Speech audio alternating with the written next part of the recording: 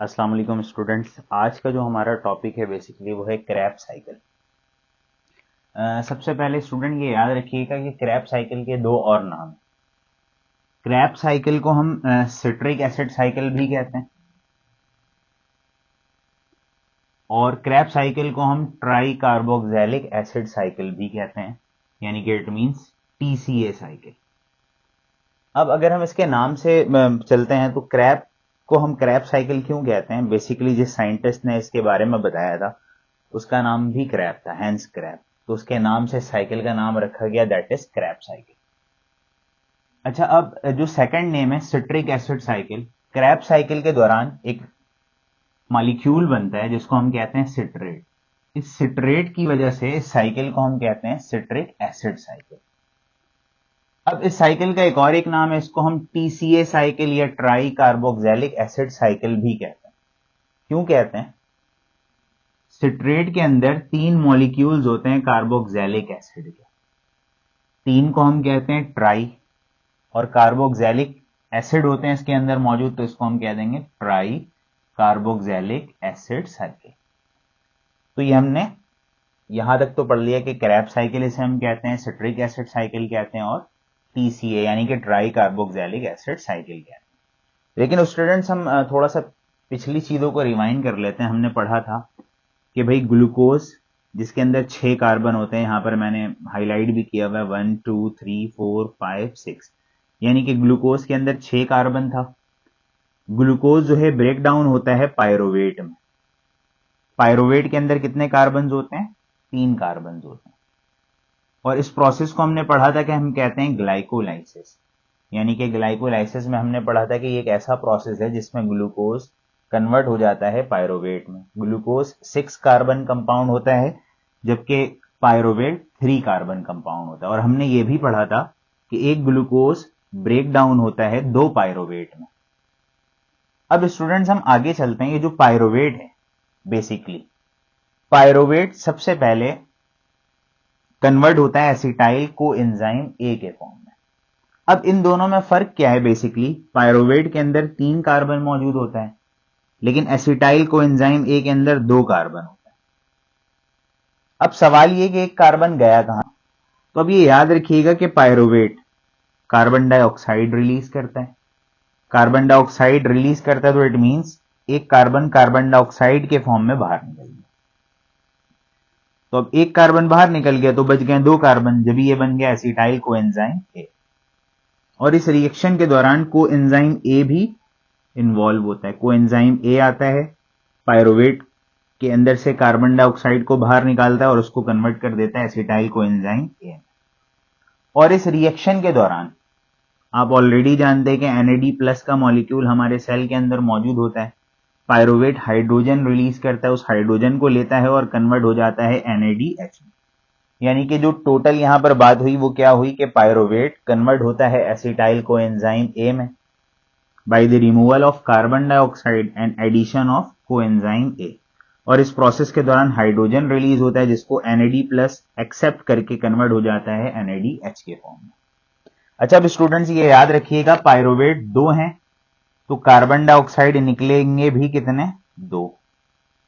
हर चीज हम 2 लेंगे यहां पर। और एनएडी प्लस भी कितने आए होंगे हमारे पास? 2 आए होंगे। और एनएडीएच भी कितने बने होंगे? 2 बने होंगे।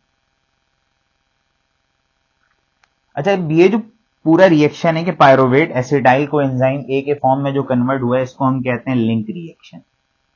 इस रिएक्शन को हम लिंक रिएक्शन कहते हैं ताकि ये एसिटाइल को एंजाइम ए को एक साइकिल में इन्वॉल्व करवा सके, जिस साइकिल को हम क्या कहते हैं? क्रैब साइकिल या सिट्रिक एसिड साइकिल या ट्राई कार्बोक्सिलिक एसिड साइकिल।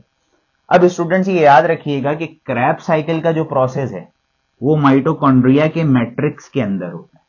यानी कि माइटोकॉन्ड्रिया होता है सेल में, माइटोकॉन्ड्रिया के मैट्रिक्स के अंदर कौन सा प्रोसेस परफॉर्म हो रहा होता है? Krebs cycle. ये याद रखिएगा। जबकि हमने पढ़ा था कि ये जो ग्लाइकोलाइसिस का प्रोसेस है ये सेल के साइटोसोल में हो रहा होता है। ये भी आपके पेपर में एमसीक्यूज आता है कि ग्लाइकोलाइसिस का प्रोसेस कहां हो रहा होता है? साइटोसोल में। जबकि क्रैब्स साइकिल का प्रोसेस आपके माइटोकॉन्ड्रिया के मैट्रिक्स में हो रहा होता है बेसिकली, ये याद रखिएगा। अब सवाल ये है कि पायरोवेट डायरेक्ट चला जाता है क्रैब्स साइकिल में, इसको कन्वर्ट होना क्यों पड़ा एसिटाइल कोएंजाइम ए के फॉर्म में। अब स्टूडेंट्स याद रखिएगा कि पायरोवेट के अंदर 3 कार्बन मॉलिक्यूल के 3 कार्बन मौजूद होते हैं, जबकि एसिटाइल कोएंजाइम ए के अंदर 2 कार्बन मौजूद होते हैं। पायरोवेट का साइज थोड़ा सा बड़ा होता है, ये माइटोकॉन्ड्रिया के अंदर नहीं जा पाता मेम्ब्रेन को क्रॉस करके, तो जब इसको सबसे पहले टूटना होता है 2 कार्बन कंपाउंड में। अब ये साइज में थोड़ा सा छोटा हो गया, तो ये माइटोकॉन्ड्रिया के मेम्ब्रेन को क्रॉस करके इजीली कहां चला जाता है, माइटोकॉन्ड्रियल मैट्रिक्स में, ताकि ये कौन से साइकिल को रन कर सके, क्रैब्स साइकिल। तो ये आप रीजन याद रखिएगा कि पायरोवेट को एसिटाइल को एंजाइम ए में कन्वर्ट होना क्यों पड़ता है, क्योंकि पायरोवेट 3 कार्बन कंपाउंड है, साइज में थोड़ा सा बड़ा है, माइटोकॉन्ड्रिया के मेम्ब्रेन को क्रॉस करके मैट्रिक्स के अंदर नहीं जा पाता, तो लिहाजा पायरोवेट को पहले कन्वर्ट होना पड़ता है एसिटाइल को एंजाइम ए के फॉर्म में, जिसके अंदर 2 कार्बन होते हैं और ये साइज में छोटा होता है, तो माइटोकॉन्ड्रिया के मेम्ब्रेन को क्रॉस करके मैट्रिक्स के अंदर इजीली चला जाता है। तो ये हमने लिंक रिएक्शन पढ़ लिया। अब हम आगे चलते हैं स्टूडेंट्स। अब ये याद रखिएगा कि एसिटाइल को एंजाइम ए आ गया स्क्रैप साइकिल को रन करने के लिए, जो कि लिंक रिएक्शन के थ्रू आया, जिसको हमने अभी पढ़ा। अब ये याद रखिएगा कि माइटोकॉन्ड्रियल मैट्रिक्स के अंदर ऑलरेडी एक मॉलिक्यूल मौजूद होता है जिसको हम कहते हैं ऑक्सैलो एसीटेट, रेडी फॉर्म में मौजूद होता है ताकि वो क्रैब साइकिल को रन कर सके। तो ऑक्सैलो एसीटेट आपके माइटोकॉन्ड्रिया के मैट्रिक्स में पहले से मौजूद है। अब स्टूडेंट्स ये याद रखिएगा, यहां पर मैंने हाईलाइट भी किया हुआ है कि ऑक्सैलो एसीटेट के अंदर 4 कार्बन होते हैं, 1 2 3 4। अब ऑक्सैलो एसीटेट के पास कौन आ गया, एसिटाइल को एंजाइम ए आ गया। एसिटाइल को एंजाइम ए के अंदर खुद कितने कार्बन हैं, 2 कार्बन। 4 कार्बन ऑक्सैलो एसीटेट के और 2 carbon acetyl co enzyme A के, ये दोनों आपस में मिलते हैं और कन्वर्ट हो जाते हैं सिट्रेट में। अब आप देख सकते हैं यहां पर 4 कार्बन ऑक्सैलो एसीटेट के और एसिटाइल को एंजाइम ए के 2 कार्बन, दोनों मिलकर कन्वर्ट हो गए किसमें, 6 कार्बन कंपाउंड में, जिसको हम क्या कह रहे हैं, सिट्रेट कह रहे हैं। और इस रिएक्शन के दौरान कोएंजाइम ए वापस निकलकर अपनी जगह पर आ जाता है ताकि ये और फर्दर प्रोसेस को कंटिन्यू कर सके और लिंक रिएक्शंस को कंटिन्यू कर सके।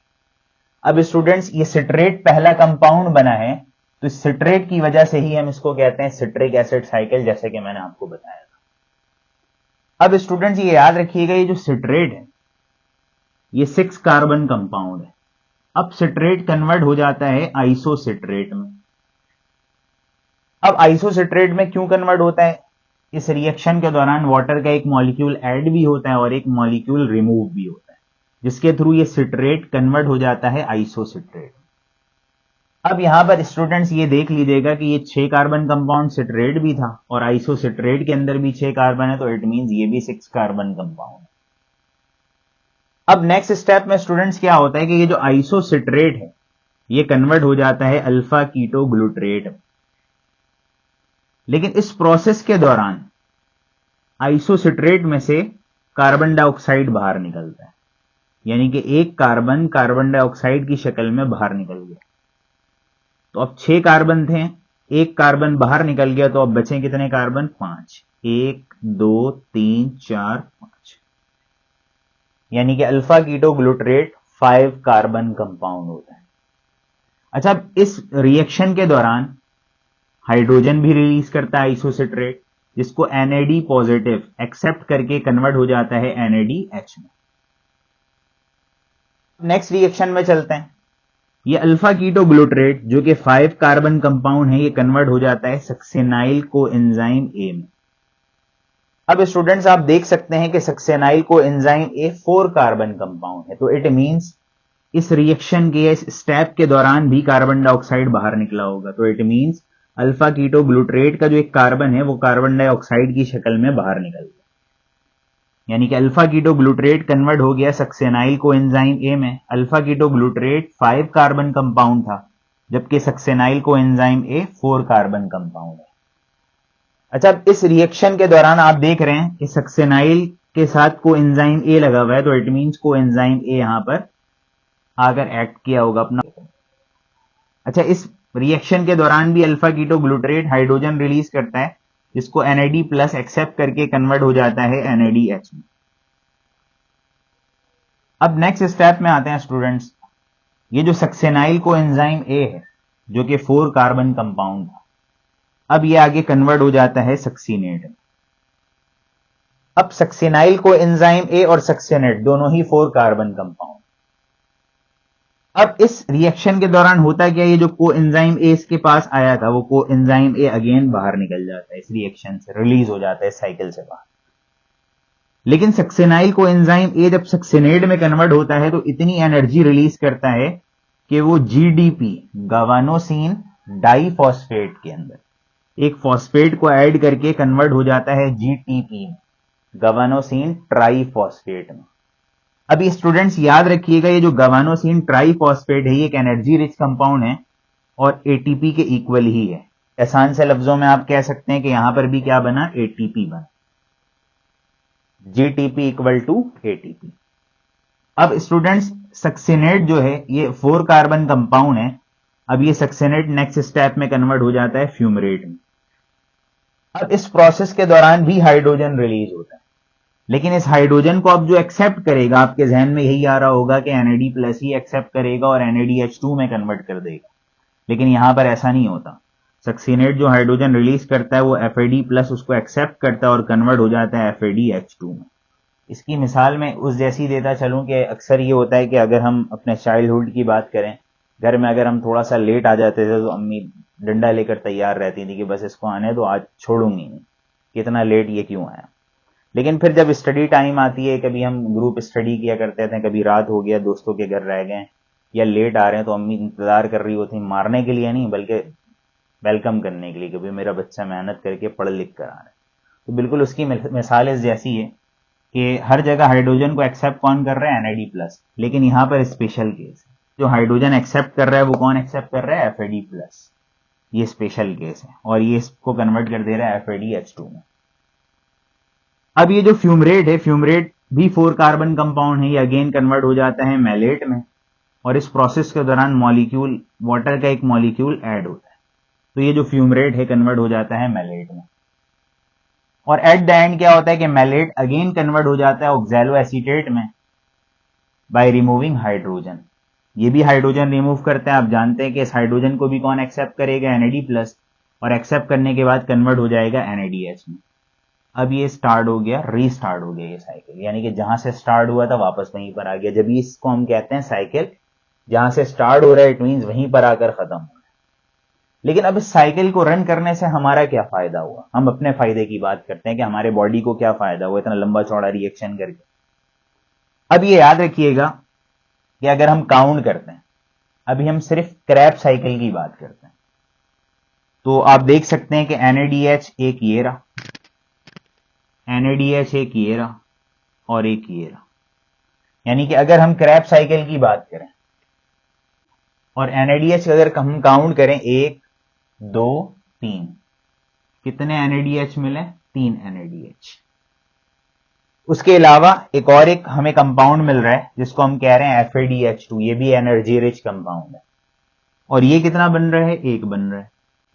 ये जो NADH और FADH2 है ये दोनों ही एनर्जी रिच कंपाउंड हैं जो कि आगे चलकर, जिसको हम नेक्स्ट लेक्चर में जरूर पढ़ेंगे, electron transport chain. Electron transport chain के अंदर ये दोनों ही कंपाउंड ATP रिलीज करते हैं, तो ये एनर्जी रिच कंपाउंड है। यानी कि क्रैब साइकिल के दौरान, ये क्रैब साइकिल की वजह से हमारी बॉडी को क्या मिला, NADH या FADH2 मिला।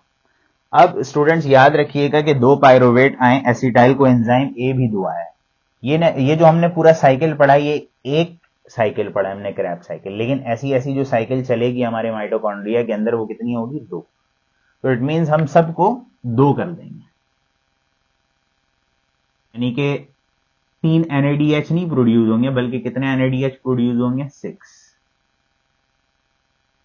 FADH2 एक प्रोड्यूस नहीं होगा बल्कि कितने प्रोड्यूस होंगे,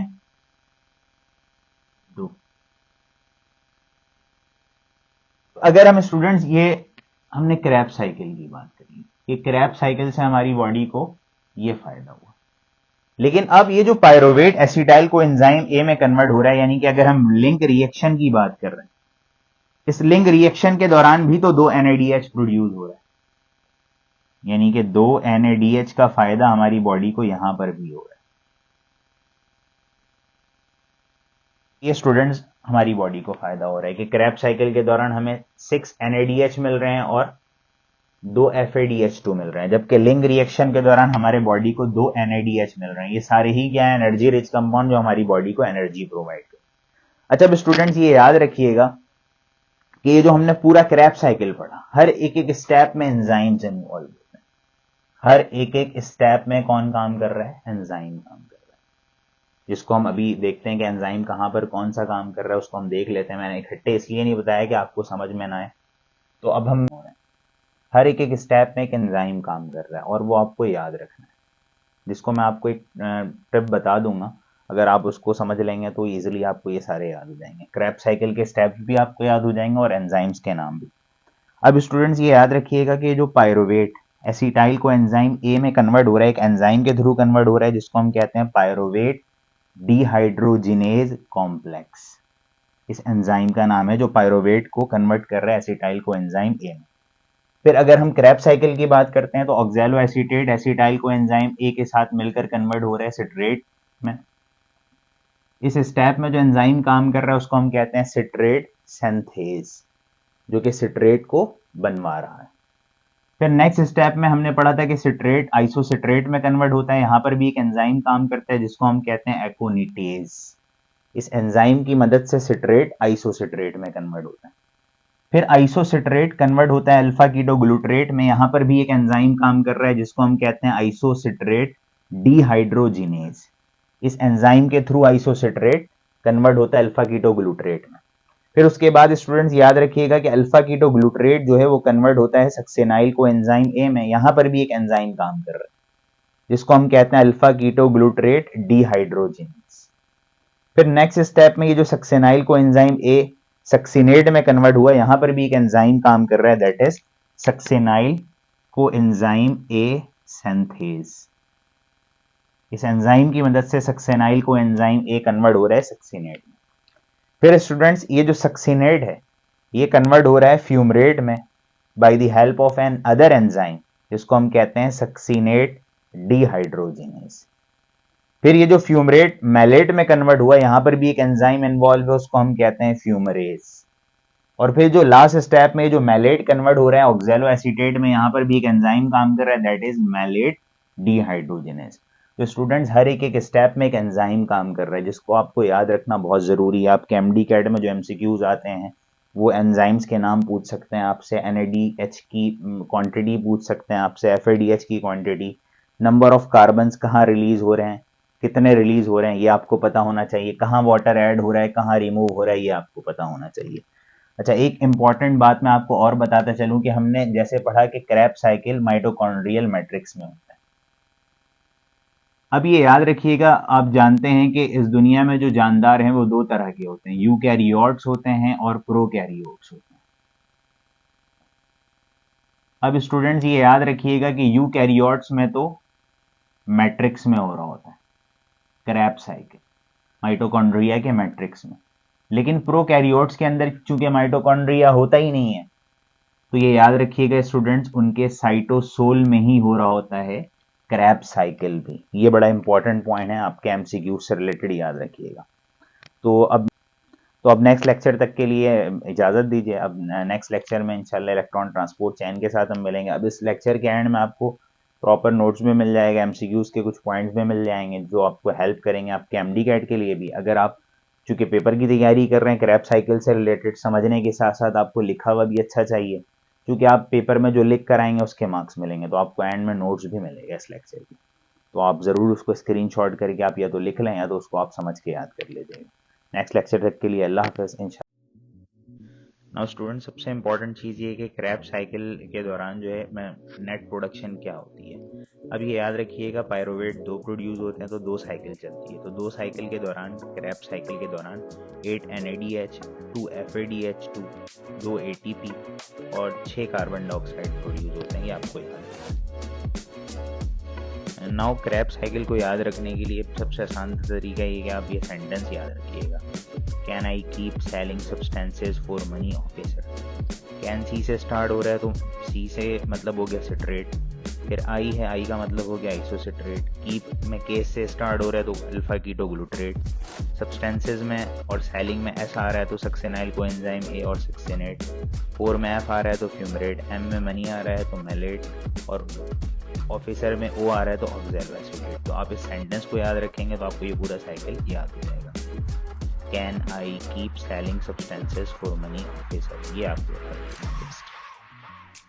नाउ लास्ट में बहुत बेहतरीन से ही आपके लिए नोट्स भी बनाया हुआ है मैंने, आसान से वर्डिंग में, आप इसको यहाँ से याद करते हैं। क्रैप्स साइकिल पूरे स्टेप्स के साथ यहाँ पर कि अगर हम इसको देखते चलें तो टोटल 8 स्टेप्स हैं कि पहले स्टेप में क्या हो रहा है क्रैप साइकिल में, दूसरे स्टेप में क्या हो रहा है, रीजनिंग के साथ लिखा हुआ प्रॉब्लम। अगर आप यहाँ से याद कर लेते हैं तो आपको मैक्सिमम मार्क्स मिलेंगे पेपर में। तो इंटर वाले स्टूडेंट्स के लिए यहाँ पर समझने के लिए भी आसान है और लिख भी आप यहाँ से सकते हैं। तो नेक्स्ट लेक्चर तक के लिए इजाज़त दें। अल्लाह हाफ़िज़। अगर आप